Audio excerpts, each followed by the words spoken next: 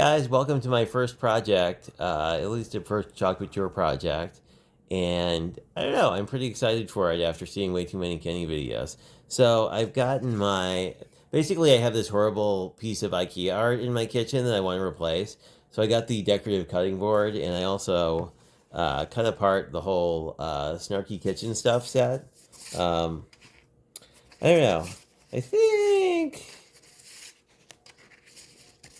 I think I'm going to go with this guy, and I think I'm just going to do it in all white because basically I've gotten 3 colors of paste so far.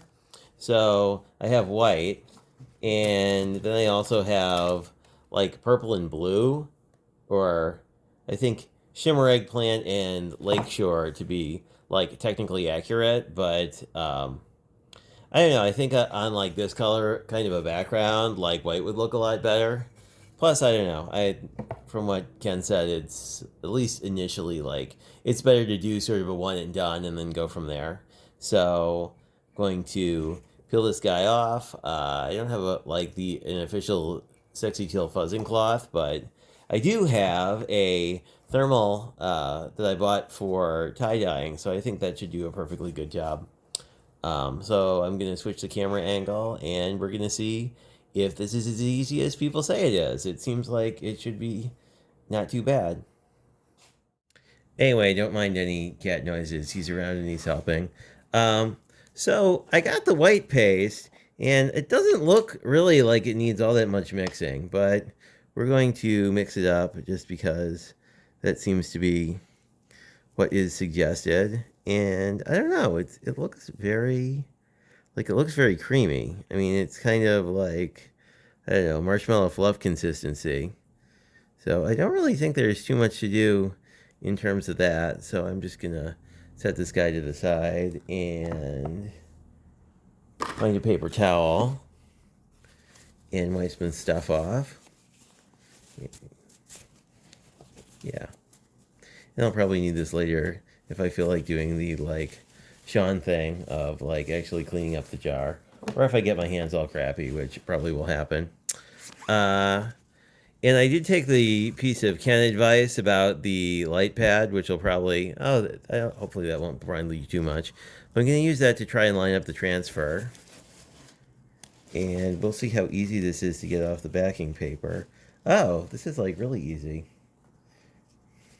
It's kind of weird because I have a Cricut, so I've done a certain amount of dealing with vinyl, and I was kind of this will be sort of awful vinyl, but yeah, and I'm fuzzing this 5 times because I think 5 times was sort of the recommended amount. And it's definitely still tacky, but it's more like tacky glue than super glue, I guess I would say. So, in theory, if it looks pretty, yeah, because you can kind of move this around without too much trouble. I don't know. This is sort of down near the bottom. I guess I'll go for center. I don't know. I feel like I could have been better about this and actually measured it in some way, but I also kind of feel like the whole point of this stuff is that it's not as time consuming as other things.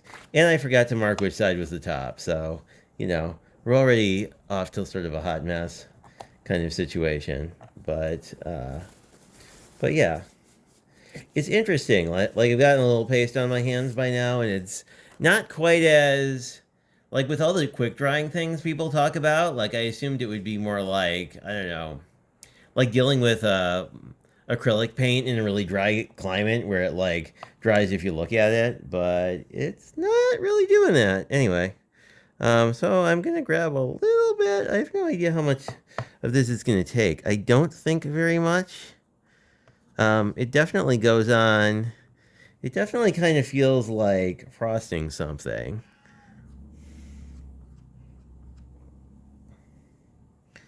And I don't really have a sense of how much paste is too much. This definitely feels well covered. I think if I remember, you start sort of scraping it off to not waste it. I feel like it must be something like a heavy-bodied acrylic where you kind of, you know, a little bit goes a long way. So now, yeah, so I basically applied it and scraped it off, and it doesn't really seem to be much excess. So I will just wipe this off a little bit. Yeah, so this seems pretty straightforward. Just gonna put the lid on my jar quickly. And, you know, because there's excess hanging off the edge, there's really not much to do. So let's see how this thing worked out. Ooh, I like that. You can see like this E for whatever reason. Yeah, like you can look at the transfer and see that I kind of missed that area. I mean, I don't really mind it because it's kind of a rustic kitchen thing. But I am going to let this dry and wash this off, and I will be back in a minute. Okay, I'm back. I don't know, maybe less than 5 minutes later. And yeah, this cleaned off pretty well. There's a little ghosting you can see. It's interesting. This is a much like the transfers feel much sturdier than I was expecting. I was expecting them to be more like, I don't know, a stencil, and they're much more like a pretty heavy duty piece of vinyl. Anyway, so there's still a little ghosting here, but I don't think it really matters too much. Um, I don't think it would impact like doing another transfer. And I dried it off and let it air dry for maybe a couple minutes, and then it stuck right to the backing. So I'm just gonna leave this out until it's thoroughly dried. I don't know. It's not. I don't know. It's not 100%. It's hard to tell. But like, it's not 100% level. So I mean, I kind of don't mind that the E is screwed up because it looks a little like, I don't know, farmhousey. So as Ken said, sometimes if it looks a little jacked up, that's fine. Um, so I don't know. I want to see get if I can get my hands on some inexpensive tea towels to play around with this ink at some point, hopefully soon. Because pretty much all these kitchen things would work for that. Plus, I have other, as you've seen, I have a plethora of other transfers. And then, so these two colors I like a lot. I also have a bunch of frames and canvas boards, so I picked up some of that Dixie Belle paint. I picked them up basically in the two paint colors that are primary in my house. As probably you saw initially, I have like a really light green as sort of my main color. And then like in my kitchens and bathrooms, I have sort of this harvesty color.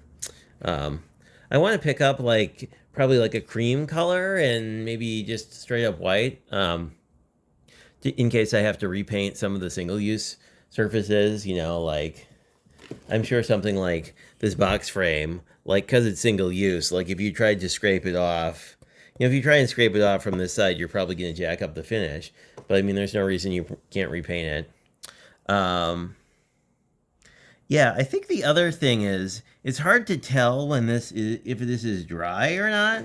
Um, I think I have a heat tool somewhere, and I definitely have like a hair dryer, so I could hit it, but I don't know. It's interesting because like it doesn't look wet, but it's hard. I don't know how you would know for sure.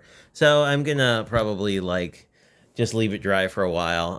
I actually like how it came out. It was pretty much as easy as all the videos show it to be, which kind of surprised me. I mean, usually when people say that, it's like, you know, it's like watching someone do a painting tutorial who's done it like 5 times, where you're like, oh, well, because you know what you're doing, it's really easy. But I don't know, other than watching a few videos, I didn't really prep for this, and this is the first time ever trying this product, and I'm really impressed. I'm really curious to see like I can see how like you could use it on mirrors and a lot of other surfaces. I don't know. I want to cruise by the Dollar Tree and see if there are like cheap textiles to screw around with the ink. Um, because I think I have a easy press around that I don't use for anything. Anyway, this is project number 1. I'm probably making some cards today or tomorrow, but if I wind up doing some stuff with ink, or I may actually do something with this board, because I think the purple, which is like glitter purple, would look really good on it. And I have this. I've got a couple A-sides transfers, but I mean, I think like this one would be pretty super on like this box frame. And then you could do, you could do the, you could basically use either. I'd probably use white. I'd probably keep crazy in white, and then maybe use like the purple or the blue as like an accent color around the outside. Anyway, I might do that later this weekend. But this probably took 10 minutes tops, and it looks like something that took way more effort than that. I mean, it looks like you basically had to like use a cutting machine, cut a bunch of vinyl, like paint it, use it as a stencil, and then be done. And that would have probably taken, I don't know, at least half an hour. And really, the only thing you're sacrificing is the ability to make literally anything you want. I don't know. Of probably the 10 or so transfers I've got, it's like, even with these kitchen ones, I basically use all of them. So it's pretty cool that you could have like a piece like this and like just change it up every few months if you get bored with it, rather than like my current situation where I'm like, I want something new, but I don't want to, it's almost like free to switch it out now. So I think that'll be the thing that'll really be a game changer. Yeah, and I also picked up a white frame. I think white has a lot of possibilities in terms of like once I actually get my hands on more colors. I think that a lot of the floral stuff would definitely pop on white. But I'm glad to see that they're not sold out of yellow anymore. So I think I picked up like 4 or 5 more pastes that hopefully those will come in the next couple weeks, and a bunch of my other on order stuff will come, and I can post even more projects. Anyway, if you watch this to the end, thank you much. And all this stuff's available through Ken, obviously. See ya.